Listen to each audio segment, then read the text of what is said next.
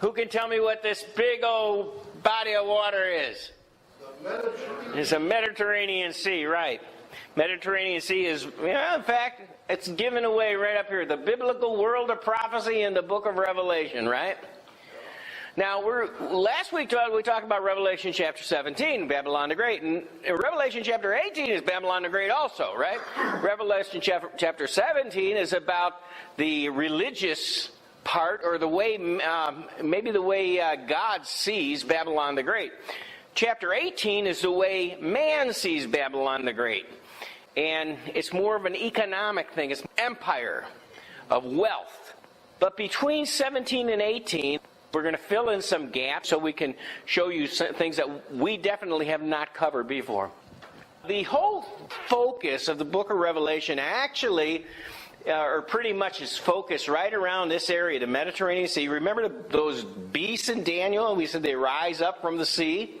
And here's Jerusalem. And so you can see Jerusalem is the number one focus, right? The main focus of prophecy. And this area right here, if you remember, that's where the 7 churches are.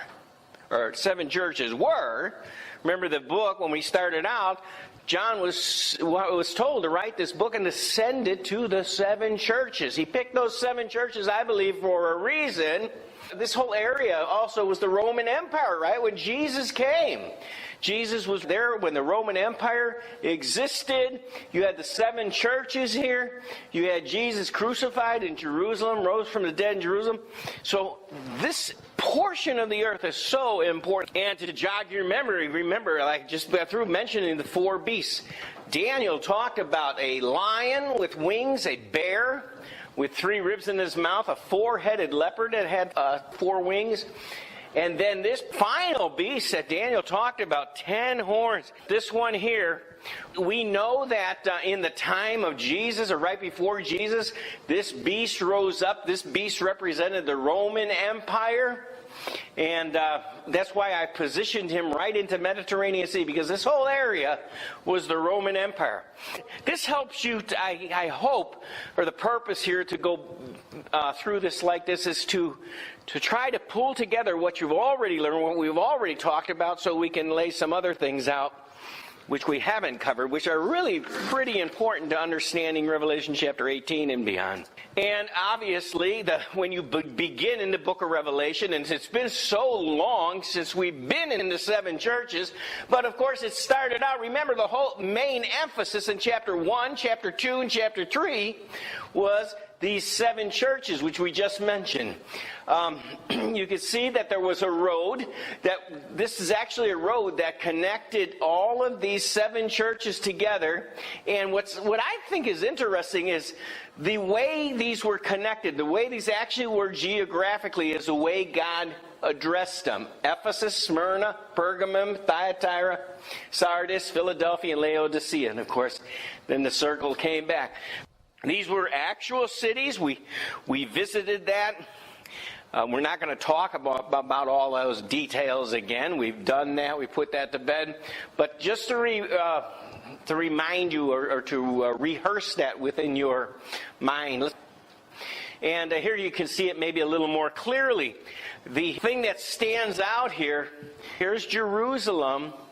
There's those 7 churches that we talked about. And here's the island Patmos. This is where John was banished.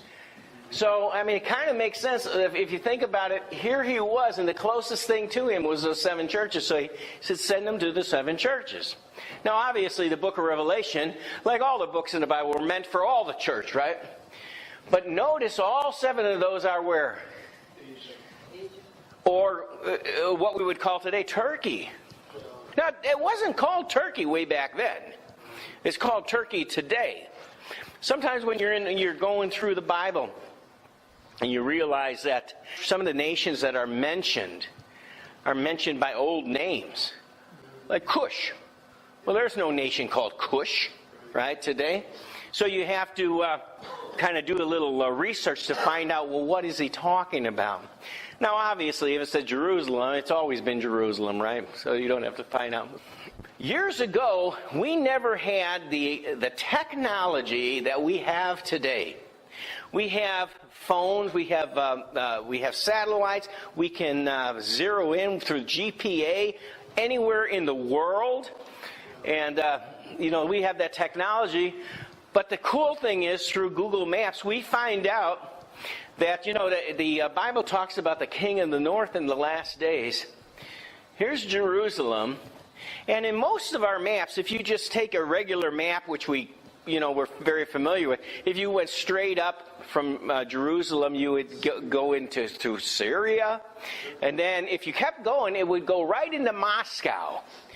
And many people, because of that, have said, oh, look, if you draw a straight line, it goes right up into Moscow. Therefore, Russia is the one who's going to invade Jerusalem, because he comes from the north.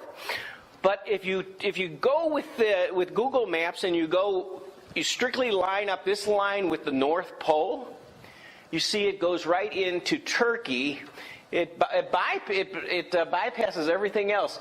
It just goes out to Ankara, and that's in Turkey. Here's Istanbul. You can't kind of make it out because of the circle up here. But Istanbul, that's the same as Constantinople, right? We've talked about that before. Istanbul is the capital of Turkey. So if you want to know the exact north of Jerusalem, that line goes right into Ankara, Turkey. You may or may not be familiar with Ezekiel 38. It talks about the battle of Gog and Magog, and everybody's written for many years about what that is. Well, really, the nations that are identified there are these four, and it actually talks about Ethiopia. But Ethiopia is actually down here a little, and remember I mentioned Cush. It actually literally, it doesn't say Ethiopia. In English, when they translated it, they said Ethiopia because there is no nation called Cush. But now it's pretty evident that what was intended was Cush, was Sudan, and not Ethiopia. So in English, there's kind of an error there, but the original language hasn't changed at all. So it says Cush. But anyway, you have these four primary nations here. Turkey, Libya, Sudan, and Iran are all mentioned in this war that comes against Jerusalem. And you see, here's Israel. You don't see Jerusalem up here, but you see Israel right up there. Right above by Jordan and Amman and Lebanon and right around there. You can see these four major countries or nations, and it looks like they got Israel completely surrounded. This idea, having this understanding, being able to visualize this helps you to understand what's coming. And when I say it's coming soon. Okay, when we read these things now, we're no longer talking about, sometime in the distant future, 50 years from now, 100 years from now. This is very likely coming soon. And you can see Israel right there, bam, right smack in the middle of it all, right? This is what I mentioned before. Turkey was very famous biblically, from a biblical standpoint, because as we mentioned long ago when we were studying, you had the Roman Empire in the time of Jesus, and of course that was pagan Rome, and then there was a lot of persecution of the church. But then finally there was this Emperor Constantine who actually claimed that he was a Christian and said that Christianity didn't really make it the primary religion of Rome, but he led the way for that to happen. He claimed to be a Christian himself, and he renamed the capital there to Constantinople. He called it after his own name. But that's very important in church history, all the way down through church history, because Constantinople was the capital of the Byzantine Empire. Remember when the Roman Empire split off, there was a Rome on the west side and Byzantine Empire on the right. On the east side and the west side.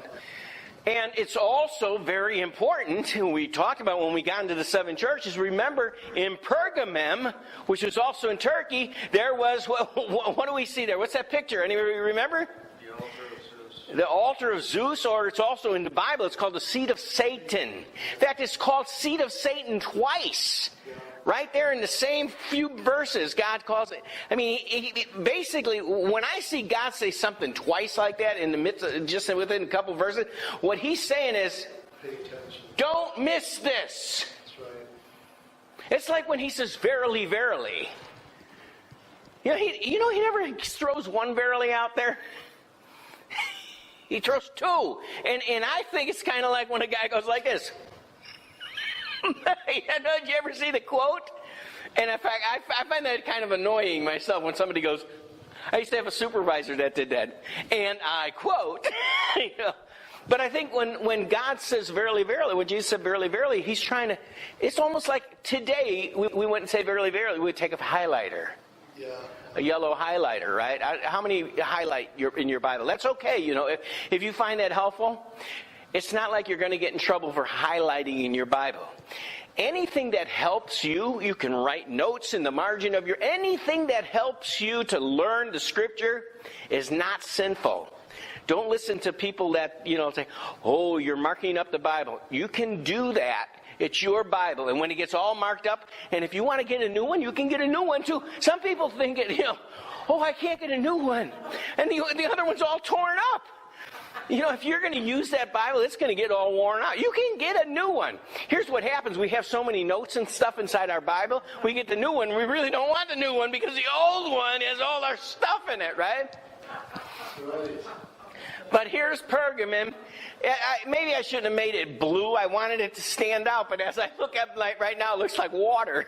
All right, but it's not water. It's land. Okay?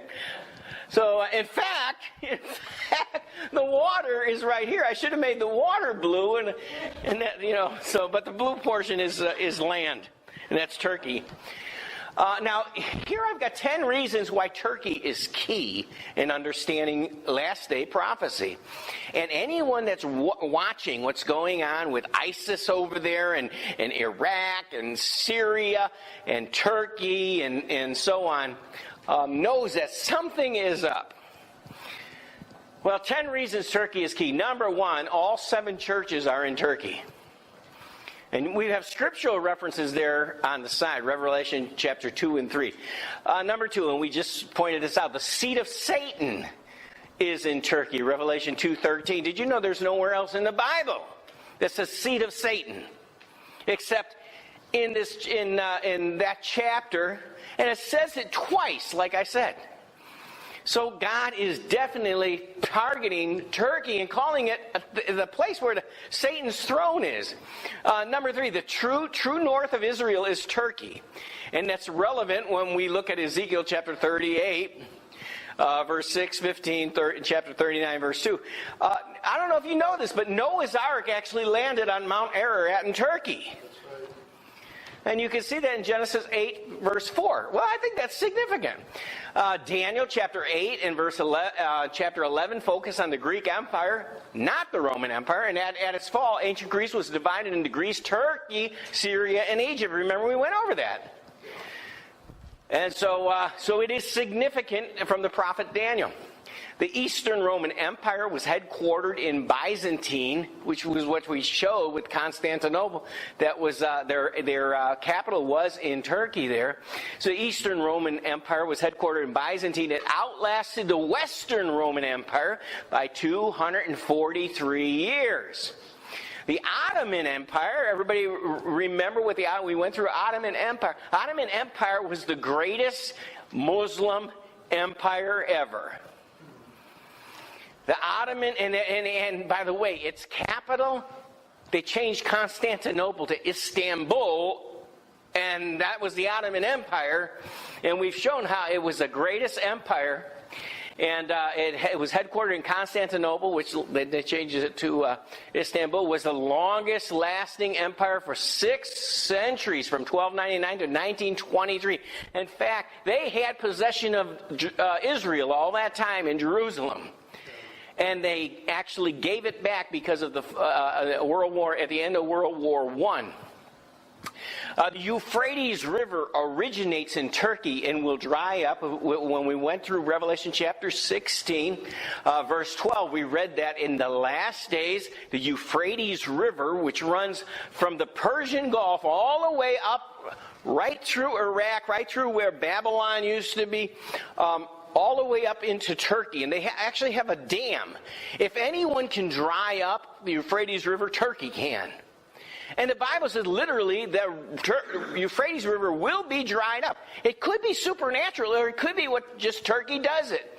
And it says that in Revelation 16, it allows that the kings of the east to come to cross over that water. Also, if you pay attention, you'll find out that all of the conflicts with ISIS, they're taking all these areas all the way up the Euphrates River.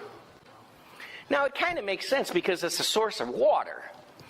Okay, so it kind of makes sense, but it's interesting how it goes all the way up the river, the Euphrates there. And if you'll recall, when we were in Revelation chapter 9, there was the 4 angels who were bound at the river Euphrates. Remember, it's significant. It was out of that area where the locusts come forth. We also brought up at that time that the chapter, Revelation chapter 9, verse 11, was very significant about the beast, the end times, the beast rising up out of the bottomless pit. And what was interesting there is the word 9/11 has become very significant to all of us, right? When you say 9/11, everybody in the United States knows what that is. So then all the I say quote Stan, Central Asian nations are Turkic nations. We're going to point this out later, but because you probably don't know what I'm talking about, or some of you may not, some of you do, but they generalize them as Turkestan, but it consists of several nations that used to be part of the Soviet Union. We'll look at them. But all of those are actually Turkic nation. So when you say Turkey, it's not just Turkey. But if Turkey becomes this large empire again, this large caliphate, all of those Stan nations will be included. Muslims still look to Turkey as a global leader. This is as the global leader of Islam. Why is that? Because they were the greatest caliphate, or the greatest Muslim empire ever. And there is desire for a caliphate. Muslims have always had the desire to return back to world power, world prestige. They want this caliphate. All of them want a caliphate, and which means that they would be leaders, and they would be in control of pretty much of the earth. Under this same 10 reasons for why Turkey is key. Turkey was home to the 4th and the last caliphate. It was abolished in 1924. We saw that already. Caliphate is an Islamic state ruled by a caliph, which is the emperor, under Sharia law. How many heard of Sharia law? Sharia law is some bad stuff. Here's something that's, just to give you an idea why Sharia law might be a bad thing. Sharia law actually says that if you're a female living in the land and it's during wartime, and any of the armies pass through, they're allowed to rape you. In fact, your part as a good Muslim is to let them do it under Sharia law. You have no claims against them. That's absolutely disgusting. Can you? It's like wild animals, savages, and yet this is what they embrace, and they can say, no, Sharia law is right. Sharia law is good. It's just. This is terrible. The kinds of things that they embrace in the name of God. The caliph, the emperor, if you will, the Muslim emperor, was the one mentioned here, Caliphate Rasul Allah. He was the successor to the messenger of Allah. And so that's how the caliph is always considered to be like, you can trace him back to Allah, trace him back to Muhammad.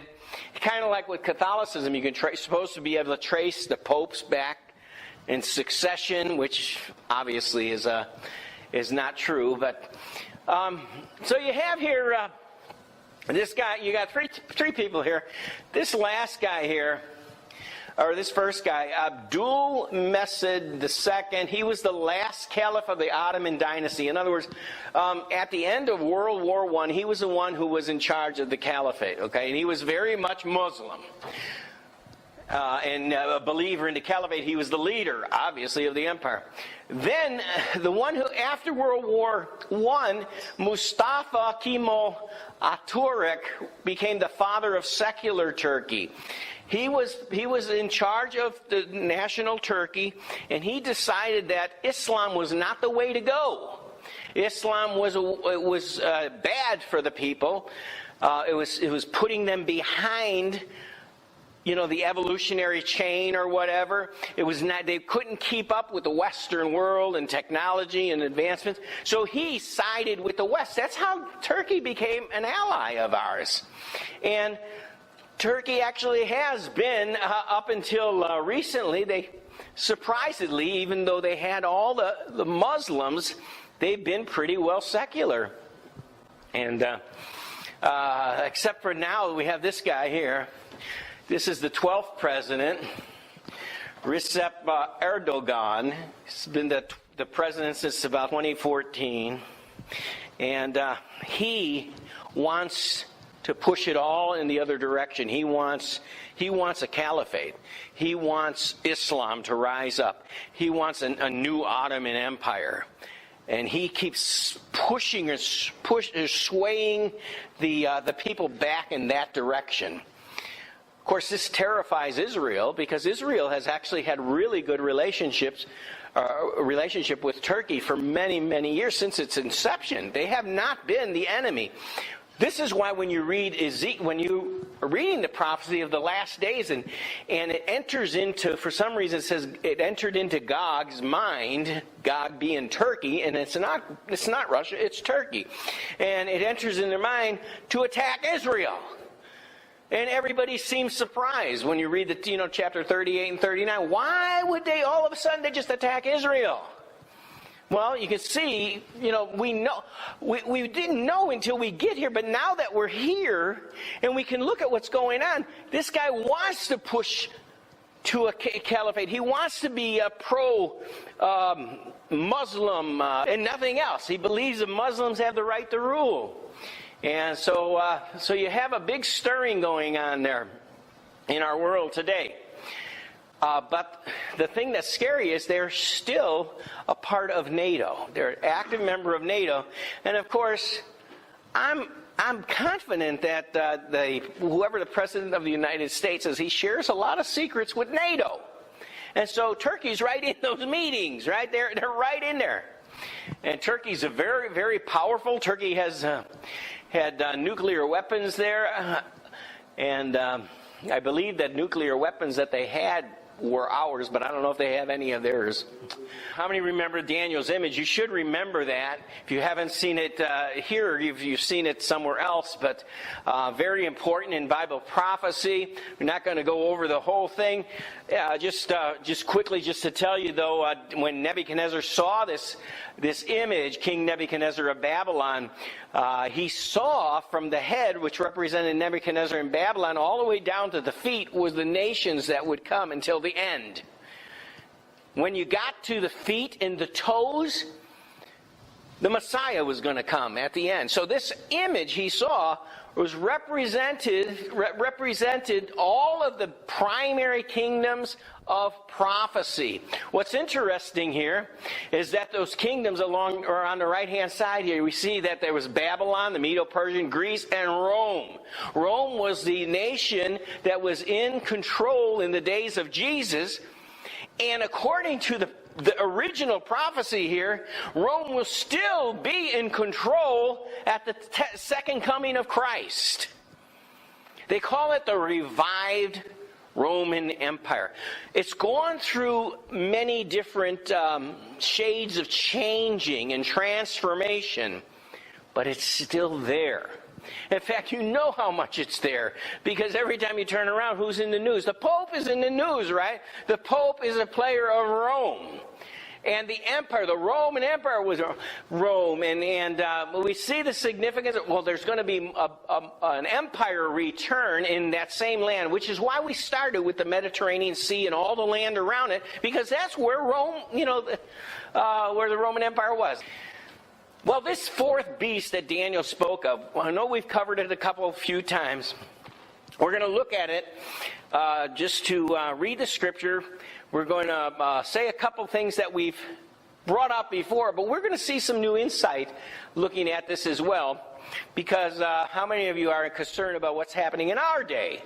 We could go back, we could say, what happened in the time of Jesus and what happened in the time of Charlemagne and so on and so forth. But really, mostly when people are interested in prophecy, mostly what they're interested in is what's going to happen now, right?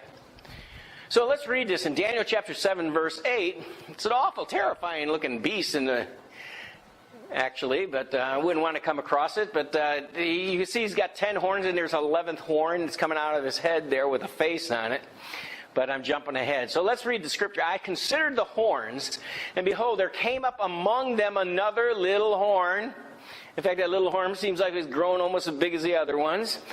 Before whom there were 3 of the first horns plucked up by the roots. Now remember, when we covered this before, we said originally when this little horn comes up of this beast that represented the Roman Empire, Rome had been divided into 10 nations, 10 horns, if you will, 10 kingdoms, and 3 of them had to be completely rooted up to allow for the revived Holy Roman Empire to rise up. Okay? And which, when I say Holy Roman Empire, who rises up with him is the papacy. Okay, they go together. And so 3 of the first horns would be plucked up by the roots, and behold, in this horn were the eyes like the eyes of man, and a mouth speaking great things. Now remember, this beast, the reason we go back to this beast all that, because this beast stays from the time it rises up, it stays here until Jesus comes. Only it goes through transformations. In fact, here's where we talk about Jesus coming, Messiah. I beheld till the thrones were cast down. This is Daniel 7, 9 through 10. I beheld till the thrones were cast down, and the Ancient of Days did sit, whose garment was white as snow, and the hair of his head like the pure wool. His throne was like the fiery flame, and his wheels as burning fire. A fiery stream issued and came forth from before him. Thousands of thousands ministered unto him. 10,000 times 10,000 stood before him. The judgment was set, and the books were open. And so you can see that's God there. The judgment's being set. Well, we know the judgment doesn't happen until the end, right? In fact, in the book of Revelation, we see it like this. And then there was a great white throne, and everyone who died was even raised up. Everyone has to go before the great white throne in judgment, including the devil, including the fallen angels, including the demons.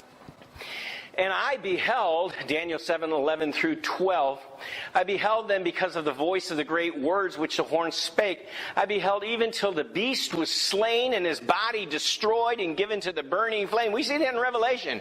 Remember, at the time when Jesus comes back, he's going to take the beast and the false prophet and cast them in to the lake of fire. And then he's going to take Satan, throw him in to the prison, the bottomless pit, for 1,000 years. He's going to let him out, and then when he comes back again, he's going to take him and throw him in the lake of fire. So that's all we're reading here, that the beast was slain, his body destroyed, and given to the burning flame. Remember, the beast represents that final kingdom. As concerning the rest of the beasts, what rest of the beasts?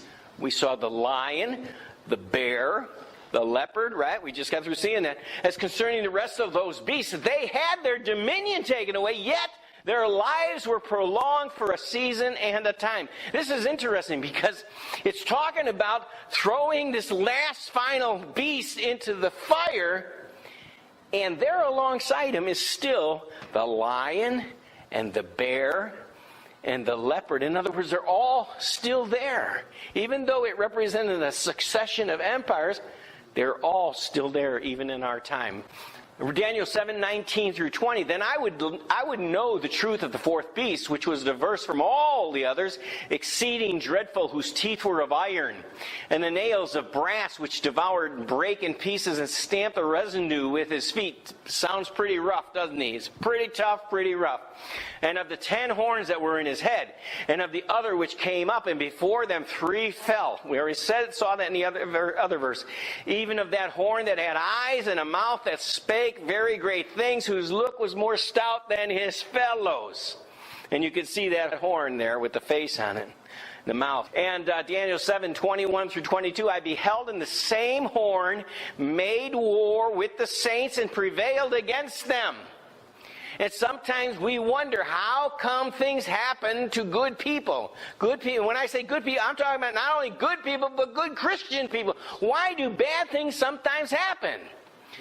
And we're going to be asking, it seems like we're going to be asking our question more and more and more. Why do things happen? And it says right here that the same horn made war with the saints and prevailed against them.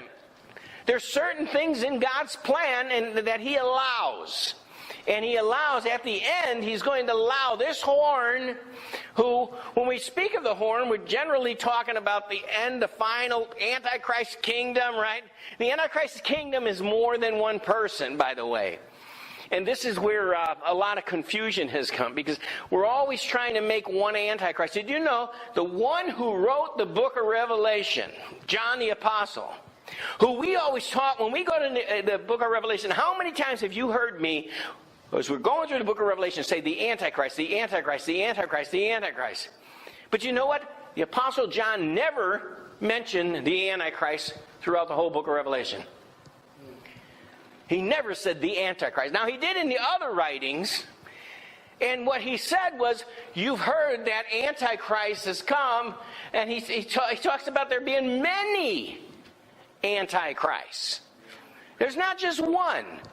But he painted the whole picture, and I think the reason he didn't say the Antichrist is because he didn't want you to have myopia, looking at things through like a narrow field. He wanted you to be able to see the whole broad picture like we've been trying to cover here.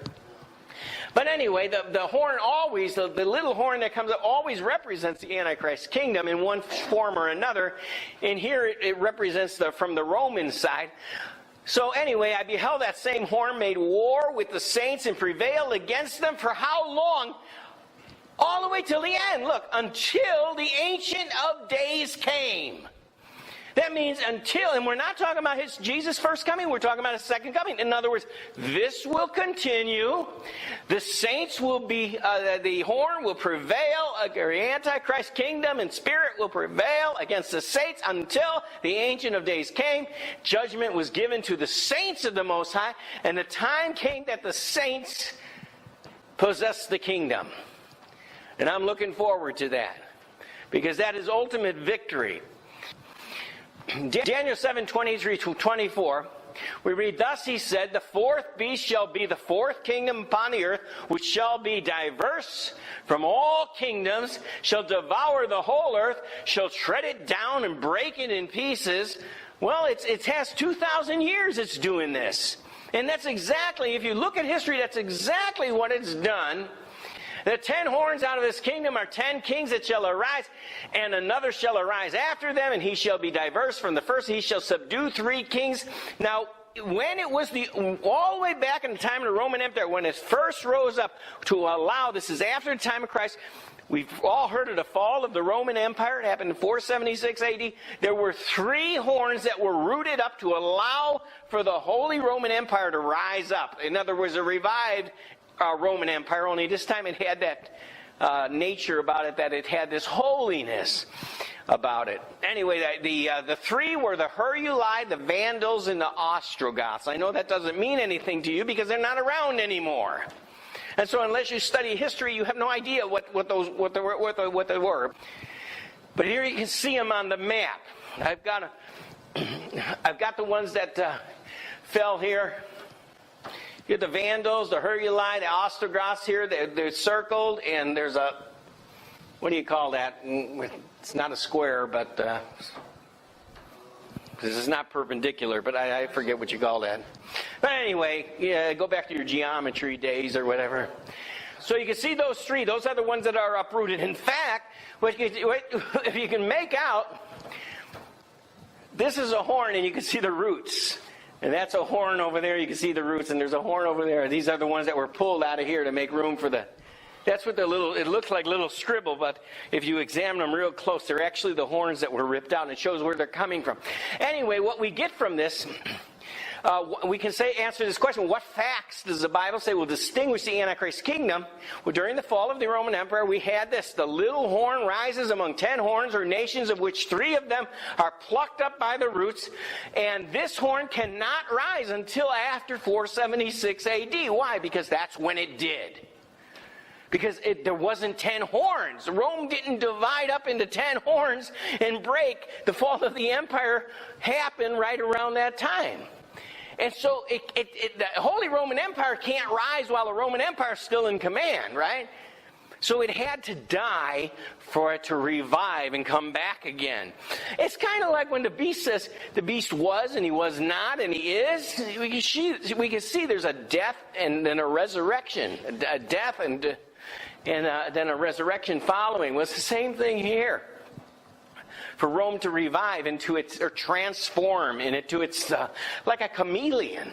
Now here are the horns. Of course, like I said, the Heruli, the Vandals, Ostrogoths, they're now extinct. They don't tie to anything.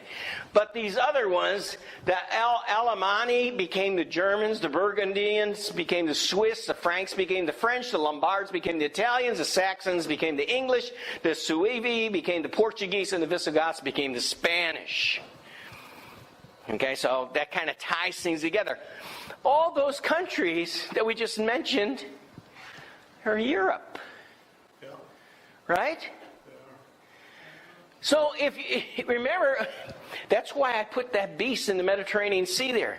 Because the beast is still there. The nations are still, those 7 horns are still there. They're not extinct, they just changed their name. But they're still there.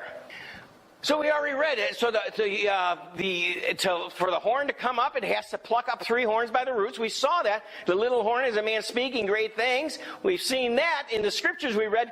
But last week we talked about, and we've talked about it before, this harlot who rides on the 7-headed beast. And we remember that the heads represents kingdoms, right? I think it's more than coincidental. See, she cannot ride on the beast until the 10 have become 7. After the 3 horns are knocked out, now you see there's 10. There were 10 kingdoms. Now there's 7, and all of a sudden, who's riding on the beast? The harlot. You see, she snuck in there. When the horn rose, she snuck in there too. And it's like they have this joint kingdom. It's called the Holy Roman Empire. And Daniel 7:26 through 27, and he shall speak great words against the Most High. And she shall wear out the saints of the Most High. We're talking about that horn again, that Antichrist kingdom. He shall think to change times and laws, and they shall be given into his hand until times in the dividing of times. Remember we said that coincides with 1,260 days and 3.5 years and 42 months that are all talked about in the book of Revelation. And it's also rehearsed in the book of Daniel. It's 3.5 years, 42 months, and 1,260 days. That's the time of the final Antichrist rule. However, remember we also talked about in prophecy, sometimes a day can be a year.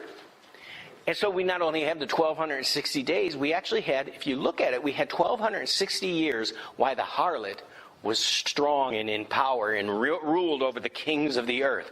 You go back to European history and you can see exactly what we're talking about. They had individual kingdoms, but the Pope ruled over them all. Those 3.5 years, they coincide with they tie in with the book of Revelation because, remember, Antichrist will reign on earth in his kingdom for 7 years, but for 3.5 years, he may not even know himself that he's the Antichrist. It's not until he dies and comes back possessed by this, inhabited by this beast that rises out of the bottomless pit, which is, we call him Apollo. He's Apollyon. He's named in the scripture. And we've seen that come up so many times, and you look back through mythology, and the worship of gods, and Apollo was very significant. I believe it's the same personage. But anyway, so he becomes the Antichrist. The scripture clearly says he has 42 months that he will reign. That also coincides with the time, remember, in Revelation 12, we said that Satan has war in heaven, and he is cast out of heaven with all of his angels with him for 42 months. He has a short time. He has 42 months to rule, and he will rule through the Antichrist. But let's go back to 7:26, Daniel 7:26 and verse 27 here. It says, "But the judgment shall sit, and they shall take away his dominion, to consume and to destroy it unto the end. And the kingdom and dominion and the greatness of the kingdom under the whole heaven shall be given to the people of the saints of the Most High, whose kingdom is an everlasting kingdom, and all dominions shall serve and obey him." Not quite sure everything that encompasses, but remember, those of us who are destined for heaven, we go up in the rapture, we're going to be in heaven, right? And then there's some Israelites that are going to be in heaven. But beyond that, there's going to be people that are allowed to enter into the millennial kingdom, which is going to be on earth for 1,000 years. So he's talking about that kingdom. And also, after that, what happens? Well, the kingdom continues on. It's just that the New Jerusalem, the city of Jerusalem, actually comes down upon the earth. And the whole topography of the planet seems to change. And we'll get into that. I don't want to get into some of that stuff now because we're not there with the millennium. Just to show you that this is talking about the end of the end of the end, all the way, not even past the Antichrist. Even past that, even past the millennium. Because after the millennium, remember, Satan is loose from his prison. He comes back, and all kinds of stuff happens. But you'll see we're actually getting pretty close, because I don't know what we're going to do when we finish here. Pastor will be relieved. So Rome is destroyed. We had the fall of the Roman Empire in 476 A.D. We had the uprooting of those three horns, and then we did have the arrival of the horn come up. It was called the Holy Roman Empire. It happened in 800 A.D. It was Charlemagne. He's known by Charles the Great. He was first the king of the Franks, Charles the First. And if you've ever heard of Charles the Great or Charlemagne, he was the one who satisfied this rising up of the revived Roman Empire, which was the Holy Roman Empire. So from 800 A.D., he became the first Holy Roman Emperor, the first recognized emperor in Western Europe since the fall of the Western Roman Empire, the pagan Roman Empire. Now we have here a map which represents the European Union. So it's not just Europe, but the European Union. The European Union is kind of like the United States of America. It's got 50 states, right? Well, the European Union has all these countries that are part of it. Now, you can see here the United Kingdom up here, right? United Kingdom used to be a part of it, but just very recently, they got themselves detached. Right? The Brexit, they called it. The exit of the British. They voted, democratically, they voted to get out of this. Because the whole rest of this wants the New World Order. That was just recently. But they recently... Now, I see that as a really interesting sign. And anyway, it perks my ears up, because all the way through the scripture, seems like Britain is tied to the United States of America. We saw when Israel, remember when the wings were broken off of the lion that represented Britain, we said that those wings were given to Israel, to help Israel, and those wings represented the United States of America. And the thing about it is, something helps, something comes to Israel's assistance in the very last days. And so the question is, of course, does God use the United States of America to help Israel escape from the Antichrist? That's a question we ask. We don't have the answer.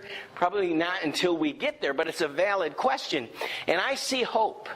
I see hope here that Britain has detached themselves from here, because what that suggests is maybe, just maybe. Now, most of your politicians, most of your presidents have wanted to be a part of this New World Order. It just may be that the United States of America wakes up, just like Britain did, and says, no, we don't want this. The people stand up and say, no, we don't want this. So that's my hope, is that that'll happen. I don't know if it'll happen or not, but I do remember that many of you probably heard of George Washington. Obviously you heard of George Washington. But he had a dream, a dream or a vision, if you will, that spoke about the end times. And it wasn't biblical, but it was a terrible vision that he had, and it looked like the United States of America was completely destroyed. Then all of a sudden, she stood back up, and she was strong. And maybe in the very beginning, the first president of the United States, God gave him a picture of the end time, which said that it will look like the United States of America will completely fall, but she'll rise back up. Maybe this country will have retained some independence. In fact, it's similar to, remember when we talked about the League of Nations? The League of Nations was a predecessor of the United Nations. It was the United States of America's idea. In fact, the President of the United States of America, it was his idea to form this predecessor of the United Nations. And then the people, they didn't want it. They didn't want to be a part of it. I wish we never became a part of the United Nations. I think we ought to kick them off into the water. Kick them right off into the ocean. We pay almost all the money to support them. But anyway, I just bring this up. This is what, when we talk about Europe, we talk about that beast. This is why I threw them in the Mediterranean Sea here. You see, it's still here. It's just called by a different name. This should not seem strange.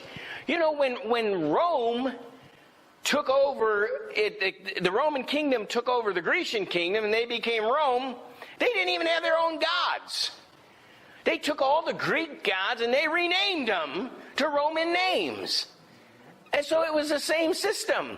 So why should it be strange that we have the same beast here? It's not called Rome anymore, it's called Europe. Why is that strange? Actually, they named it after Europa, which is mythological. It was that the woman that was escaping at the putting her arms around the bull. But so anyway, so I see. You see that the beast is still represented by this. It's almost like this beast doesn't really appear to be a beast. It's almost like he's in hibernation.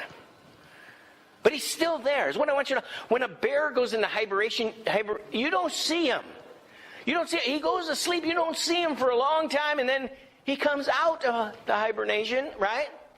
So I think that's a good illustration. The beast is there, but you don't see him. He's in hibernation. But what I want to show you was, you see up here, and you can't make it out so much, but there's members of the European Union.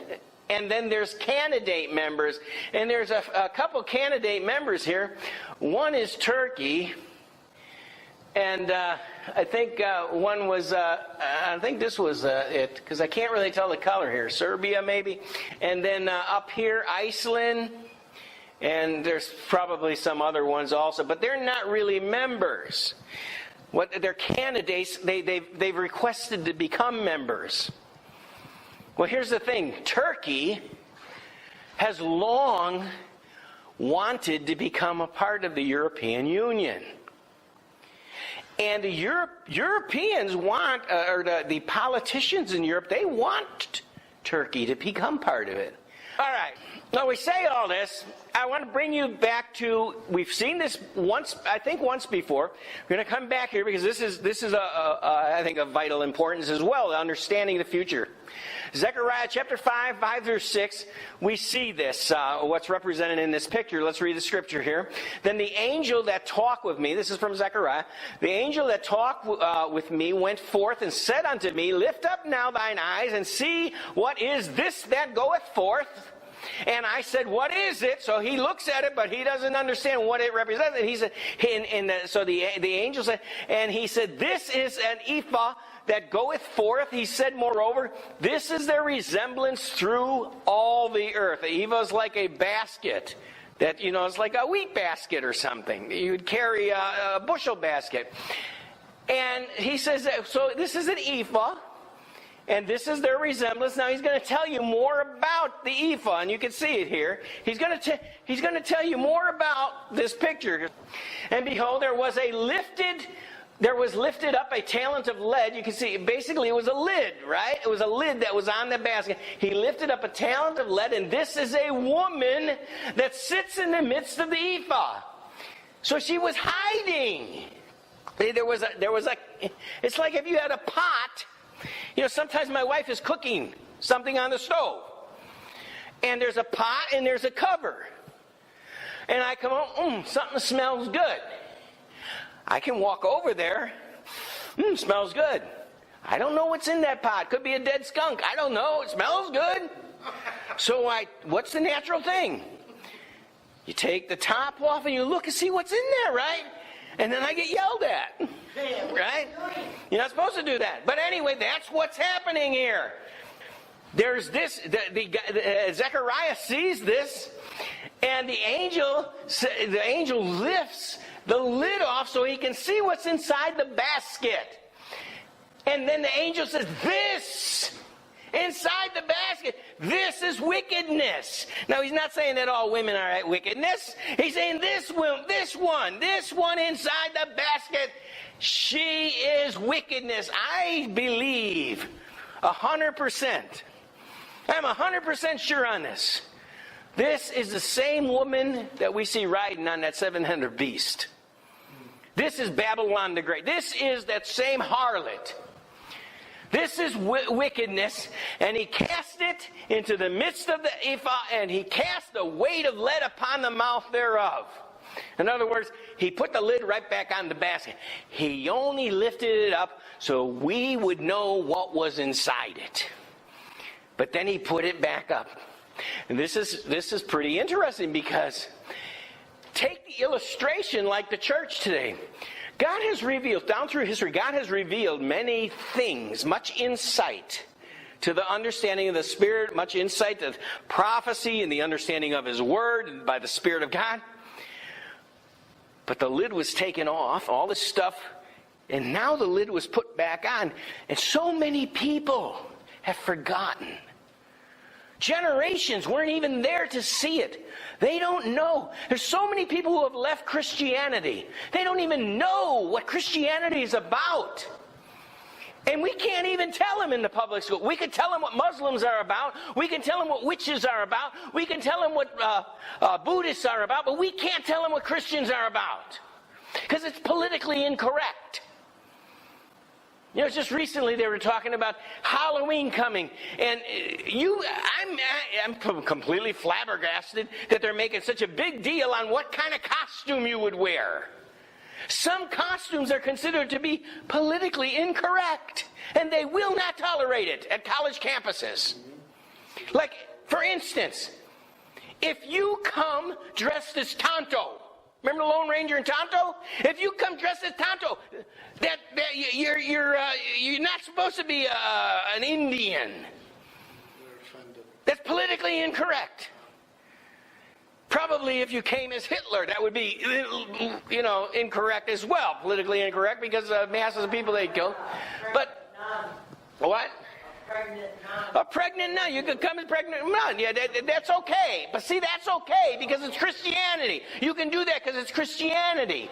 But if you come as Muhammad, That would be politically incorrect. You know who says if it's politically correct or not? The one who says, oh, I'm offended. If you come dressed as a transgendered, or a male dresses up as a woman, they would say, that's politically incorrect. You're not one of these transgender. You're making fun of transgender people. Right? But you can do anything again. You can come as anything to deride Christianity.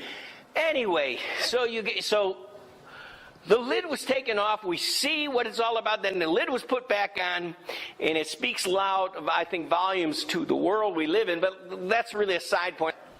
Zechariah chapter 5, 9 through 10. Then I lifted up my eyes. I looked, and behold, there came out two women. You can see two women, one on one side and one on the other here.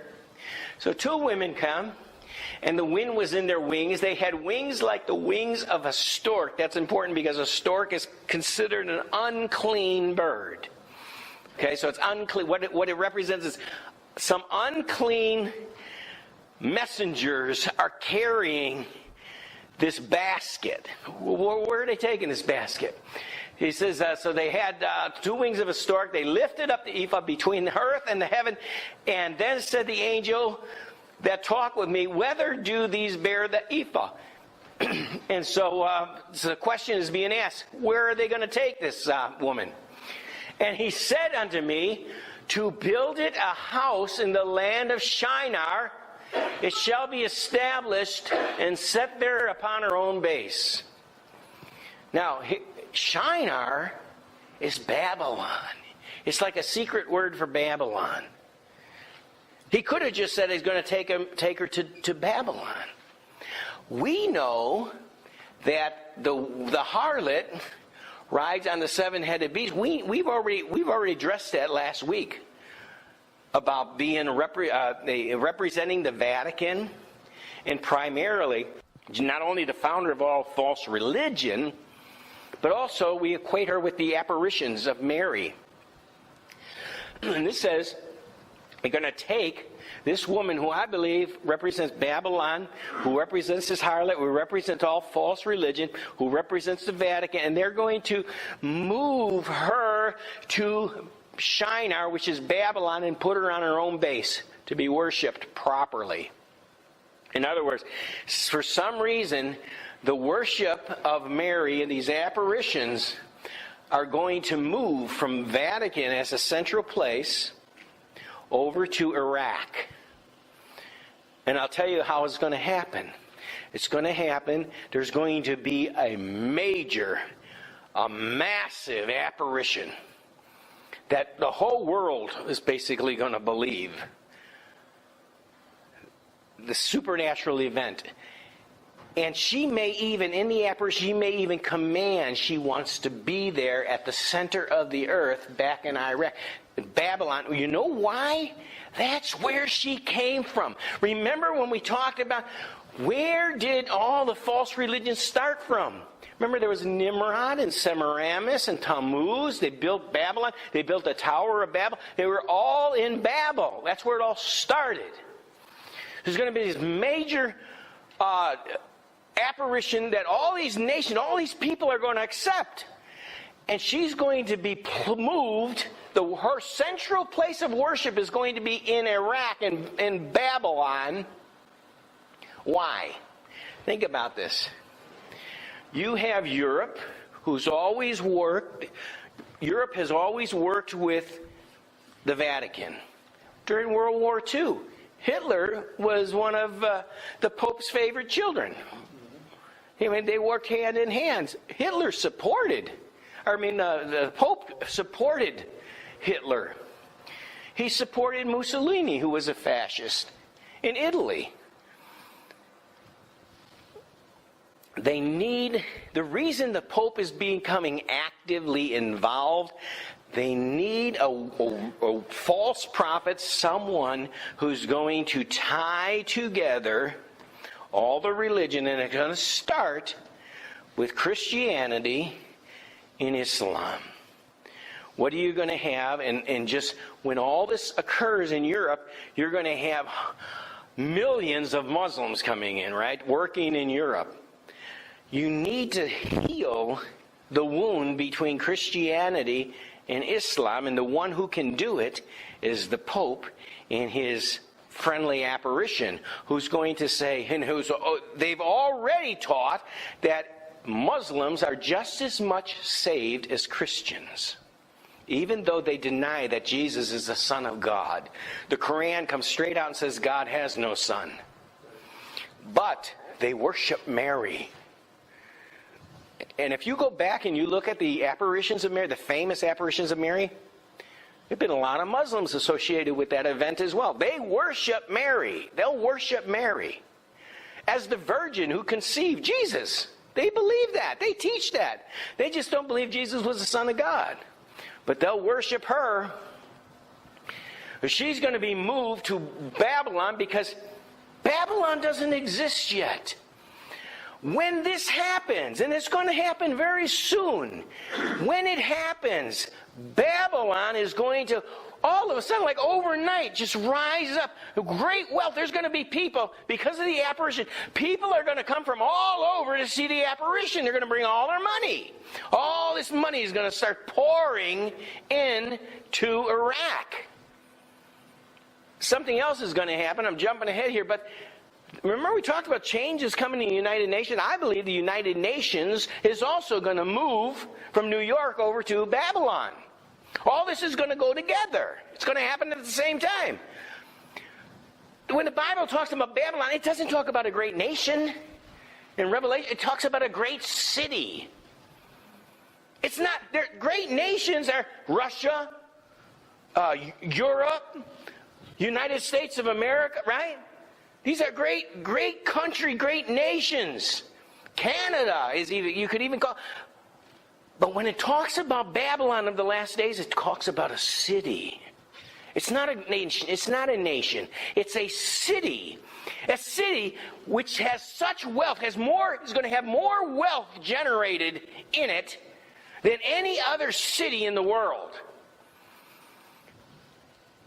Right now, the United States holds control over the economics of the world.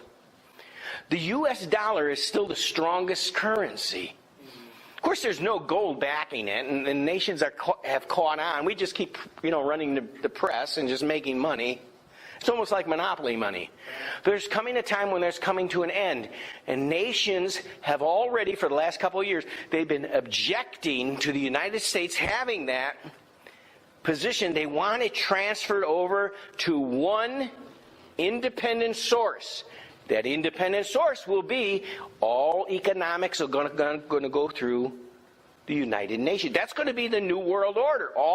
Then everybody is going to benefit from it in common, not just the United States. So it's a good plan as far as the rest of the world is concerned. So that's going to be located there. All economics is going to pass through there. We've already given up the internet. Now that we've given up the internet, it's going to come under the control of the United Nations. And now when you you buy things off the internet, they're going to put fees. And it's going to go directly to the United Nations. And all this money is going to flow into this Babylon. Saddam Hussein, he rebuilt Babylon, all the old stuff. All the stuff from Nebuchadnezzar's time. He wanted to rebuild Babylon. That's what's going to happen. The worship of this apparition is going to draw people. All this finance is going to come in. That's how it's almost going to become a city overnight, a great city overnight. How many have heard about this apparition from Warraq, Egypt, 2009, and then I think it actually started in 1968. It's been repeating itself, actually, in Egypt. At the first time that it came, there were like 200,000 people saw it at the same time. And ever since then, there's been reappearances in this area of what they believe is Mary. Now, she doesn't talk. She just sits there and be's an apparition, a goddess of some sort. Now, whether she's going to finally appear when she does and she's going to claim to be Mary, but she's probably going to extend that. She's probably going to say, Jesus was my son, Muhammad was my son, Buddha was my son. She's going to extend it. I am Mary to those who worship me as Mary. I am, and she'll start naming up some goddesses. And there she will be. The resurgence, you can see all over the world, the resurgence of paganism throughout the world. Especially in Europe, but throughout the world. When that happens in Babylon, all these temples are going to be re-erected. Pagan worship is going to be re-erected. There's going to end up being one religion. And all money is going to come. All religious money is going to come. It's going to be taxed into that location. All economics will be taxed in that location. The city is just going to burst overnight. What am I telling you? If we see it in our days, the best investment you can make is to bet on the devil. Ooh, that sounds antichrist there. Bet on the devil. But no, we know from the Word of God that this city of Babylon is just going to flourish overnight. I don't know how you bet on it or invest in it, because unfortunately I don't have the money to do so. But people who have witnessed these apparitions, they really believe in it, right?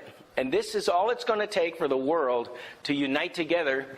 And then anyone who doesn't follow after that is going to be, persecuted for not joining up with them. And when this happens, the Pope is going to move from the Vatican. The Pope's, when this apparition comes and the United Nations gets, the Pope isn't going to stay in Vatican City. He's going to move where the wealth is. He's going to move where his star apparition is. Because remember, he's getting promoted. Right now, he's the pastor of the greatest Christian religion, right? Or what people say, the largest Christian religion in the world. And some would say, well, he's actually the pastor of all Christians. It's just a lot of Christians don't accept him. But he's going to be elevated to pastor or religious leader of all religion throughout the world. All religion is going to have to answer to the Pope. He's going to resign his position. In fact, this current Pope's already talked about. He's not going to be a Pope forever. He's going to resign. He's going to retire. He's already said that. Why? Because he's going to take that next position. Anyway, what we have here's the map. Remember Pergamum, by the way, what was there? The seat of Satan, right? It's attached to Iraq. And here we got the apparition. This is where it's going to happen. Down here, underneath here, is the Persian Gulf. So that's where this whole great city is going to rise. I believe it's going to be a literal city of wealth, unbelievable wealth. You can't even imagine the wealth that's going to come through that city. The Hebrew word ephah means a particular measure for grain, being the standard measure for grain and similar articles, since it was classified with balances and weights in the injunctions regarding just dealing in trade. It is therefore, by definition, it is the measure of commerce. And the Babylon of Revelation 18, that's all you see. You have the religious nature in Revelation 17, and you have this great commerce, this great city. Remember when it's destroyed, all the kings and the merchants, they all cry and wail because who's going to buy all my stuff? That's why I said, if you see it happen, bet on Babylon, because it's going to happen. You can see a balance down here, which is symbols representing, supposed to represent all commerce. All commerce. Remember we talk about no one could buy or sell unless they had the mark? The mark's going to be tied to the whole international computer system. And whoever's in control of that is going to get a little bit, it's almost like even if it's a 5% tax. Just think, every transaction in the world, and you're paying 5% to the United Nations. Just think how wealthy that place is going to become overnight. Here's a prophecy that, how many ever heard of Mene, Mene, Tekel, Upharsin? Mene, tekel, upharsin. This is also from the book of Daniel, so it has to be significant, having to do with prophecy. Does anybody think that that's probably true? I mean, we've seen so many things that are important in the book of Daniel, right? So we're going to look at this. Daniel chapter 5, verses 1 through 6, because I think this will knock your socks off too. Belshazzar, the king, made a great feast to 1,000 of his lords, and drank wine before the 1,000.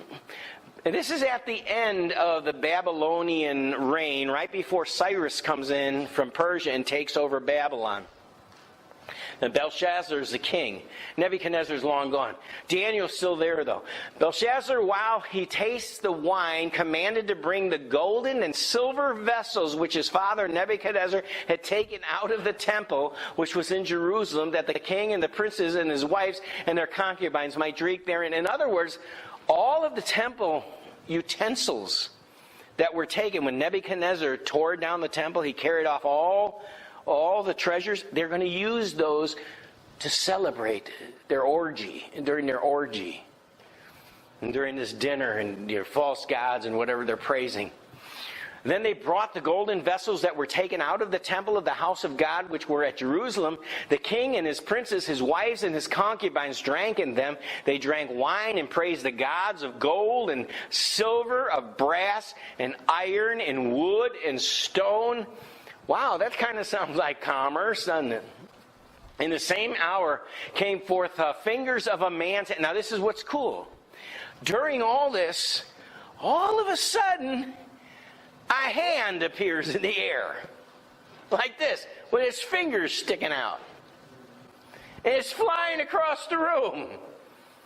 This will freak you out. It's just a hand. There's no elbow, there's no wrist, just a hand. The same hour came forth fingers of a man's hand, and he wrote against the candlestick upon the plaster of the wall of the king's palace. And the king saw the part of the hand that wrote. Then the king's countenance was changed. I guess so. And his thoughts troubled him, so that the joints of his loins were loosed. We won't go into that. And his knees smote once again. You ever been so scared your knees rock? That's real. You can get so scared that your knees will hit each other. And that's what's happening here. And the part about his joints of his loins loose, I think we can imagine what it meant there. Yes. And the king cried aloud to bring in the astrologers, the Chaldeans, and the soothsayers. And the king spake and said to the wise men of Babylon, whosoever shall read this writing and show me the interpretation thereof shall be clothed with scarlet. Remember, the woman, by the way, is dressed in scarlet, purple and scarlet, and have a chain of gold upon his neck, and shall be the third ruler in the kingdom. Then came in all the king's wise men, but they could not read the writing, nor make known to the king the interpretation thereof. Then was King Belshazzar greatly troubled, and his countenance was changed in him. His lords were astonished. I think that's worse than astonished. Now the queen, by reason of the words of the king and his lord, came into the banquet house, and the queen spake and said, O king, live forever. Let not thy thoughts trouble thee, nor let thy countenance be changed. There is a man in the kingdom. Who do you think it is? Daniel. There is a man in the kingdom in whom is the spirit of the holy gods. And in the days of thy father, light and understanding and wisdom, like the wisdom of the gods, was found in him, who King Nebuchadnezzar, thy father, the king, I say, thy father made master of the magicians, astrologers, Chaldeans, and soothsayers. Looking at Daniel, we're going to drop down to 5:24 through 31. There's more, but I want to get to the point here. So in verse 24, then was the part of the hand sent from him, and this writing was written. This is the writing that was written. Mene, tekel, upharsin. I never heard that before. Mene. Doesn't sound like anything I ever listened to. Daniel says, this is the interpretation of the thing. Mene. In other words, the word mene, God has numbered thy kingdom and finished it. Tekel, thou art weighed in the balances and are found wanting. Perez, thy kingdom is divided and given to the Medes and the Persians. This is like the night before. While they were partying, Darius the Median The Persians were already taking over the kingdom. What they had done, remember Euphrates went down through Iraq and there was Babylon. The Euphrates River went right into Babylon. And so what they did is they shut the water down and they were able just to walk right in there. They didn't have to go through the gates. It was strategy. Nobody ever expected anybody to dam up the river so they could get in. And so that's how he didn't even know what was going on. And Daniel tells him, God has numbered thy kingdom and finished it. You're weighed into balances and are found wanting, and your kingdom is divided and given to the Medes and the Persians. Then commanded Belshazzar, and they clothed Daniel with scarlet, put a chain of gold around his neck. They made a proclamation concerning him that he should be the third ruler in the kingdom. And that night was Belshazzar, the king of the Chaldeans, slain. They killed him. Darius the Median took the kingdom, being about 62 years old. So 62 years old. But it had a secret message in it. And this is for us today. See, that was the immediate fulfillment, but it had a secret message. Now look at this.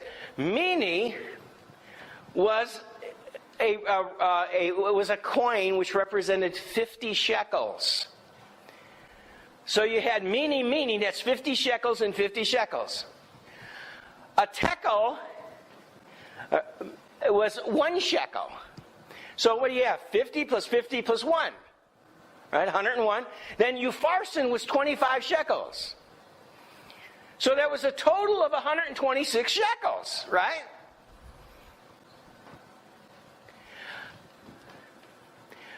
And the scripture here in Ezekiel says a shekel shall be 20 gerahs.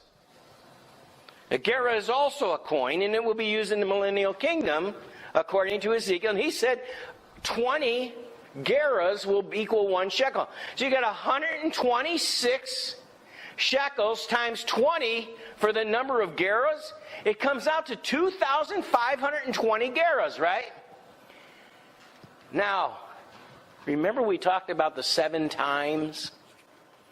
Anybody remember that 7 times? This is another scripture about the 7 times. See, it's 2,520. It's a sign. Many tekel upharsin. Now, let's see. We have a whole video, by the way, on just the 7 times. We talked about the mystery of the 7 times and what was meant by the prophetic 7 times. Now, you can go back. You can watch that whole video that we have out there. We never talked about this in particular, though.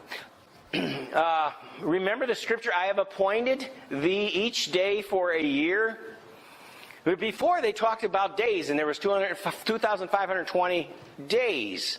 But now we see that the gerah, he's also talking about 2,520. What was he referring to?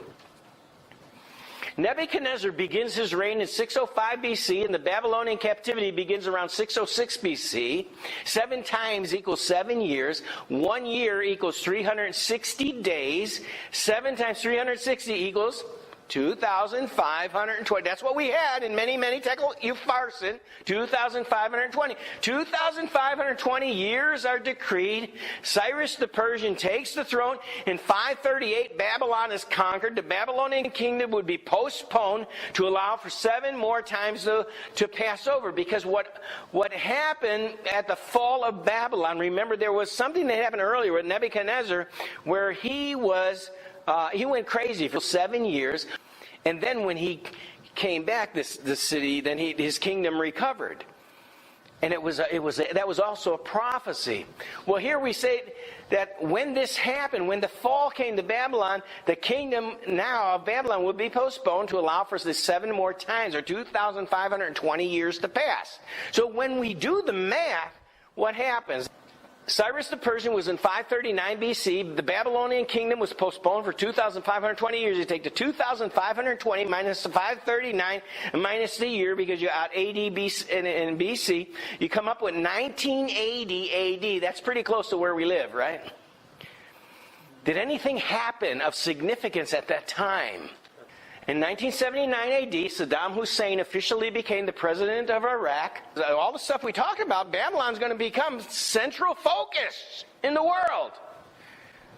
And he was rebuilding. In fact, he said over and over, I am Nebuchadnezzar reincarnated.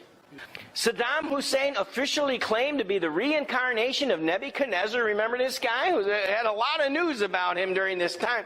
Babylon, look at Babylon. He restored all this. And you see the walls with the lions on the wall. Saddam Hussein believed he was destined to rebuild the city of Babylon. Did he do it? He sure did give it a good start.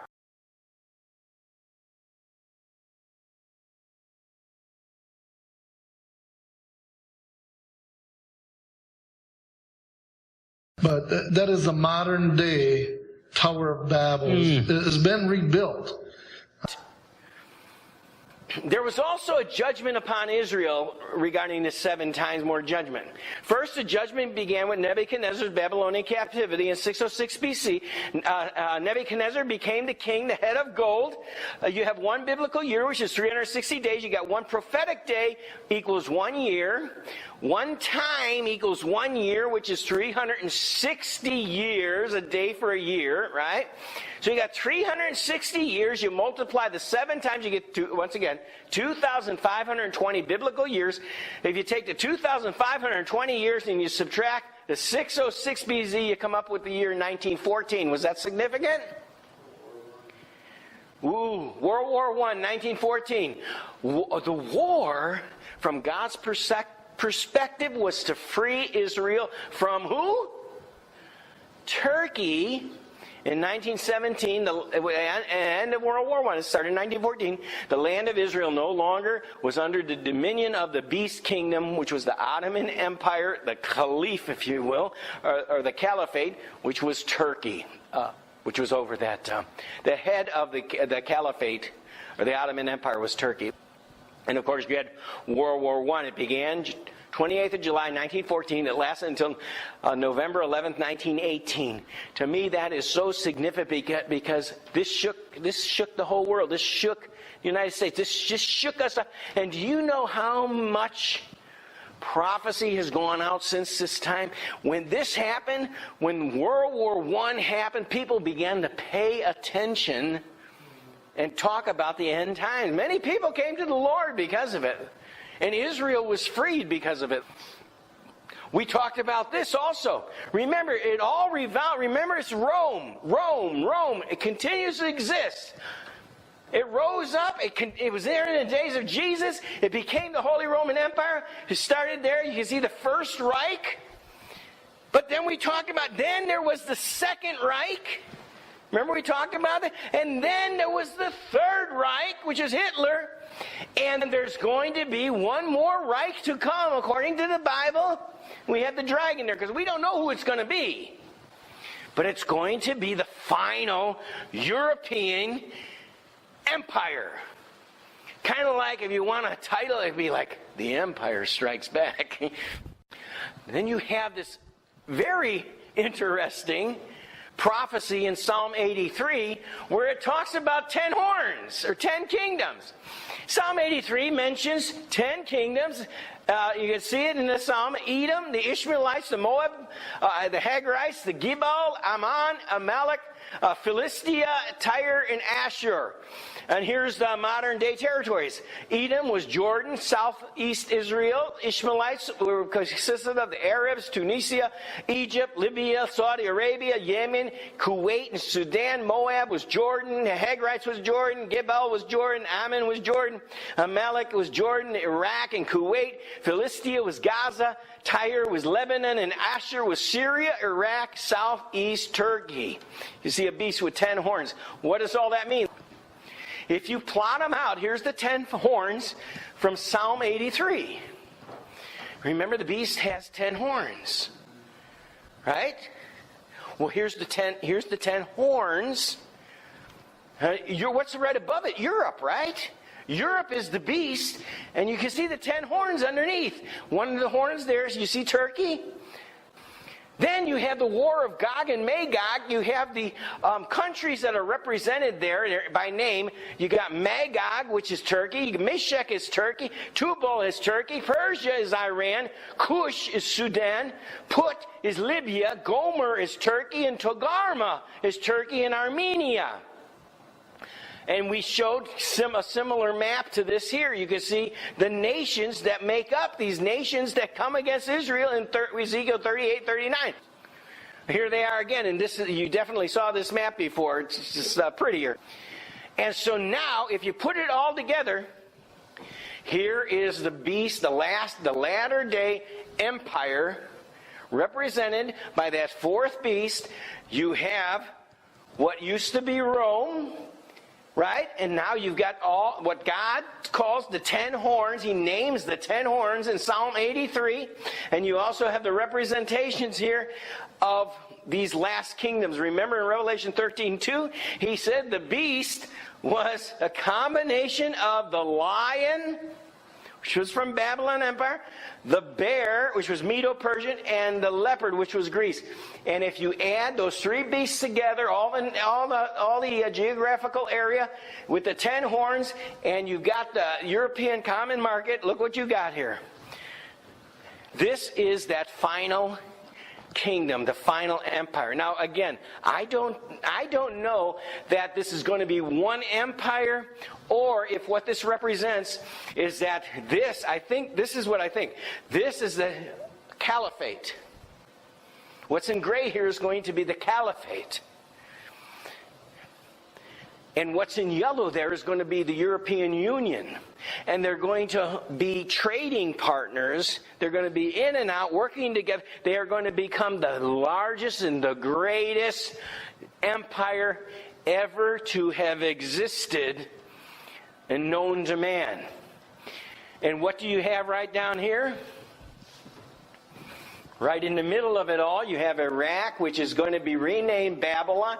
Here's where the city of Babylon would be. You're going to have the apparition, which is showing up here. You're going to have the Pope, the Vatican, move over here. The Pope's going to change his title. He will come out and say that Jesus was not the Son of God.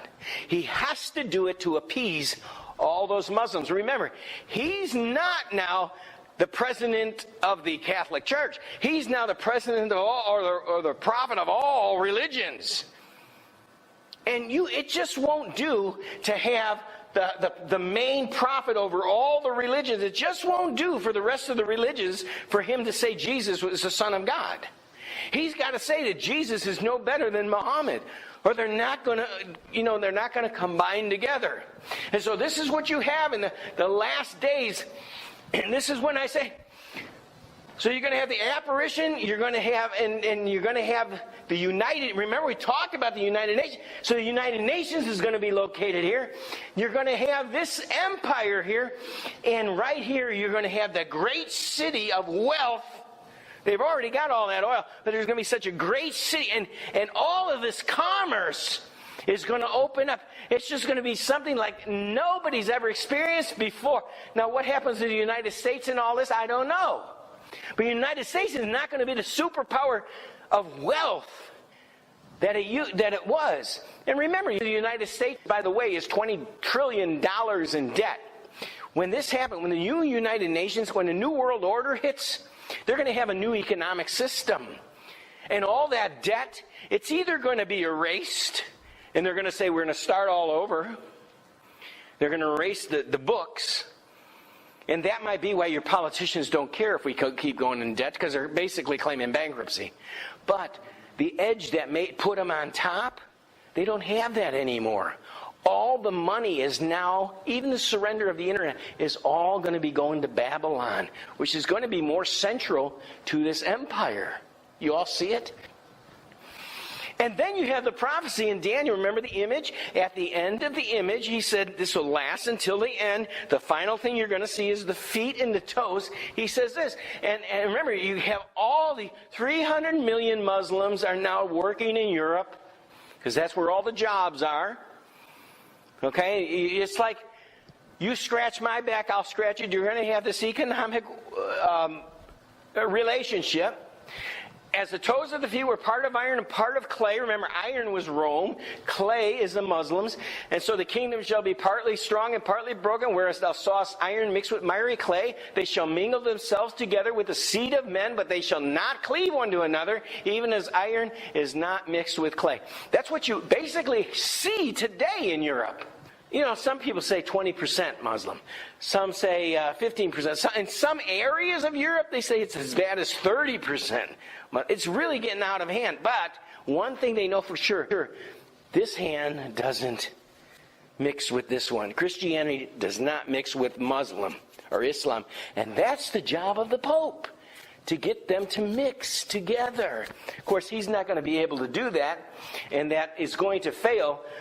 Over time, it's going to fail because we know that, remember the 10 horns attack the harlot, remember? They devour her.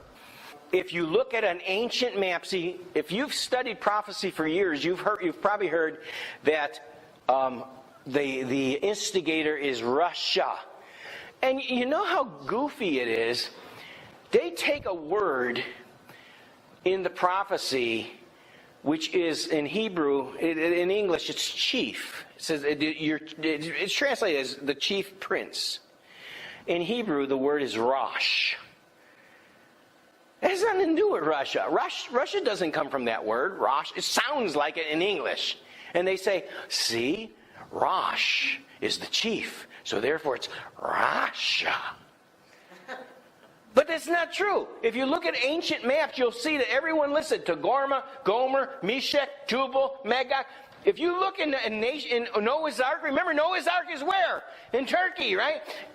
I believe God's there to show you where all these nations came. If you go back and look, all these nations were named at the time of Noah. They're all about Turkey, and ancient maps will show that. Karakol, Pakistan. Uzbekistan.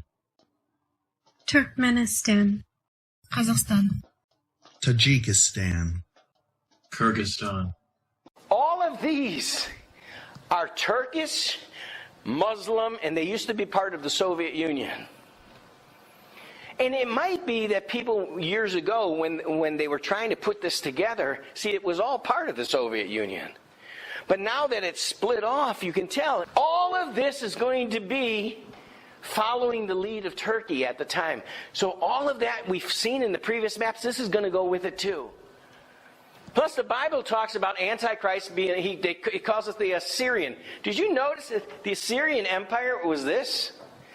It was made up of Turkey, Syria, Jordan, Iraq, and Iran, and the rest of you can see it go back there. So that was the Assyrian Empire. And you can see how everything that the Bible talks about is all coming together. It's all coming together at once.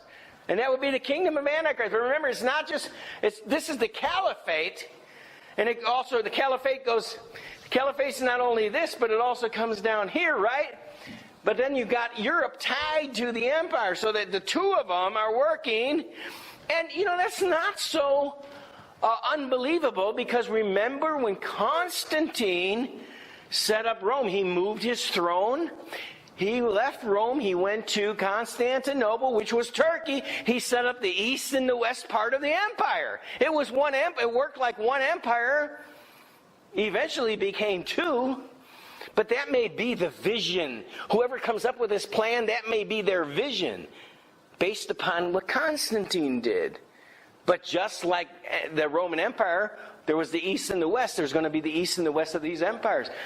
I believe they'll be independent. Caliphate's not going to be. I don't believe that Turkey is actually going to become a part of them, and that the whole caliphate will be under the emperor. I believe that they're going to be independent, but they're working together. And it's just like the feet, the clay and the iron. See, if it says that the clay mixed with the iron and it all became iron, then that would make sense. Or if it says the iron mixed with clay and it all became clay. It doesn't say that. So the iron tried to mix with the clay and it could not mix. And it just kind of got all mixed up. And that's what we have. But here's the Caliphate. It was the Assyrian Empire. Oh, by the way, that Assyrian Empire, that's what ISIS wants to establish right now. That's their whole point. Also, here's something. Satan is coming home to Turkey. In March of 2006, the nation Turkey, after failing to convince Germany to return the altar, decided to rebuild a perfect replica of the ancient altar on the same ancient hill in Bergama. That's when a decision was made, the location of the ancient Pergamum. In March 2006, Turkish Culture and Tourism Minister Attila Cox stated that there is no chance of having the altar returned from Germany because we have no legal right, but now we have a new project to make exact copies, replicas of those historical artifacts, and they will be built on the original site. This certainly wonders if the same dark anti-Semitic spirit that seems to have followed this ancient satanic altar to Germany will now also become a welcome home in Turkey. In fact, there are many reasons to believe that this is already the case. There is an article out there right now that remember we showed the current president of Turkey. He's the one that says I think it's 2024, this will be available. This will be already built and open up for tourism. The altar of Satan will be back in Pergamus. Isn't that interesting how all this is happening together, and now they're going to reestablish, right? Not just the altar of Satan, but the altar just where it used to be, as well as all the rest of the pagan artifacts and temples. And they're going to put it all out there. Why would a Muslim build all those pagan temples? Because he must know, he must have the spirit of the devil. He must know that Allah is nothing more than the moon god. He must know. Now, hopefully we won't be here for this, right? Of course, that's the Antichrist kingdom. It's not that far away. It's not that far away. That's not that far. It's just another button on the cloth, if you will. It's another thing that we can look and say, wow, this is all happening in front of our eyes. Again, back to these 10 horns and the horn rising up, because we still have a prophecy for last days here with this in Daniel. It says, thus, Daniel 7:23 through 24, and Daniel 11:43, we're going to go to. Thus he said, the fourth beast shall be the fourth kingdom upon the earth, which shall be diverse from all kingdoms, shall devour the whole earth, shall tread it down, break it in pieces. When we put it all together, can you see how it's devouring the whole earth? And the 10 horns out of the kingdom are 10 kings that shall arise, another shall rise after them. He shall be diverse from the first. He shall subdue 3 kings. Looking in Daniel 11:43, speaking of the Antichrist, remember part of those horns, those 10 horns we saw in Psalm, were Egypt, Libya, and Ethiopia, or which we call Sudan. Because remember, the word Ethiopia it was Cush in the Bible. But he shall have power, Antichrist shall have power over the treasures of gold and of silver and over all the precious things of Egypt, and the Libyans and the Ethiopians, they all shall be at his steps. Those are they basically, it sounds like they're not going to willingly cooperate, and so he's going to bring them down. And what will you have when you take 10, you take them away? You're going to have 7, just like before.